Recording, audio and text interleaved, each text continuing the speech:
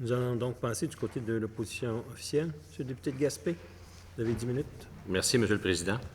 Je tiens à saluer Monsieur le ministre et le féliciter pour ses nouvelles fonctions. Je salue également tous les collègues du Parti du pouvoir et également de la deuxième opposition.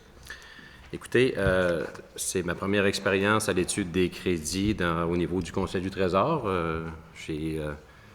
J'ai lu le plus possible, j'ai pris connaissance le plus possible de l'ensemble des dossiers. Comme on peut le constater, le Trésor est un ministère intersectoriel qui transcende l'ensemble des différents ministères. Donc, beaucoup de sujets extrêmement importants.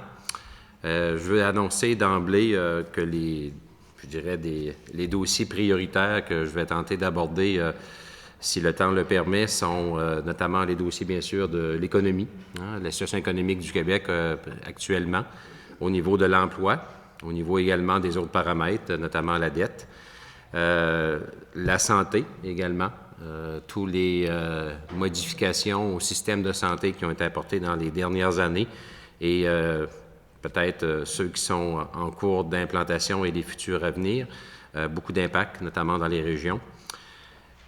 L'éducation, un défi de taille, tant au niveau des infrastructures, oui, mais aussi au niveau de l'enseignement, au niveau de l'éducation, dans sa forme la plus pure, c'est-à-dire l'enseignement aux étudiants, l'enseignement aux hommes et aux femmes, aux jeunes et moins jeunes qui ont décidé par choix ou pour d'autres raisons de suivre des formations, que ce soit au niveau du cheminement régulier ou au niveau du cheminement professionnel. Un domaine extrêmement important à l'ère de l'économie du savoir. On est une société qui doit continuer à investir au niveau de l'éducation. C'est l'une de nos priorités. Également, la question du développement régional, local et aussi de l'occupation du territoire sont des éléments incontournables.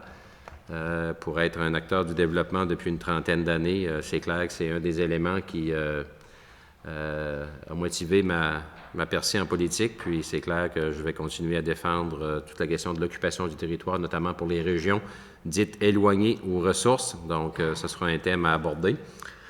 Monsieur le ministre a abordé dans la fin de sa présentation toute la question des suites de la commission Charbonneau, de l'industrie de la construction, donc un élément extrêmement important. On a procédé au dépôt d'un rapport avec une soixantaine de recommandations en novembre 2015.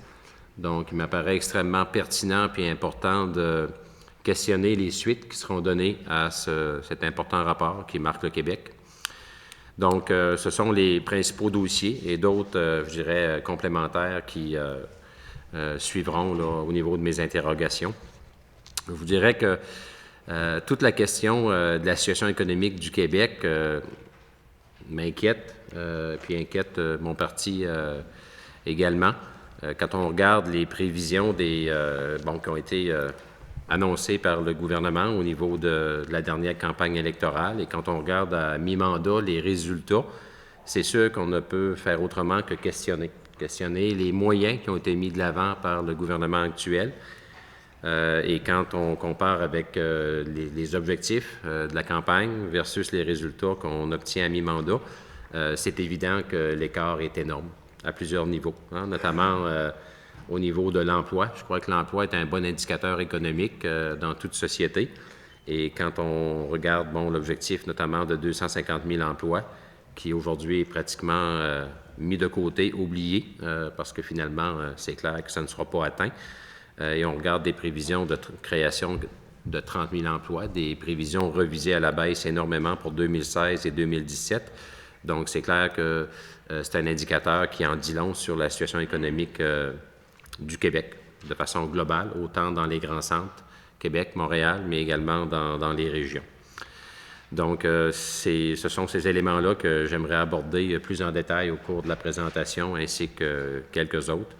Donc, ça complète, Monsieur le Président, mon introduction et j'ai hâte de tomber dans le cœur du sujet. Merci, Monsieur le député de Gaspé.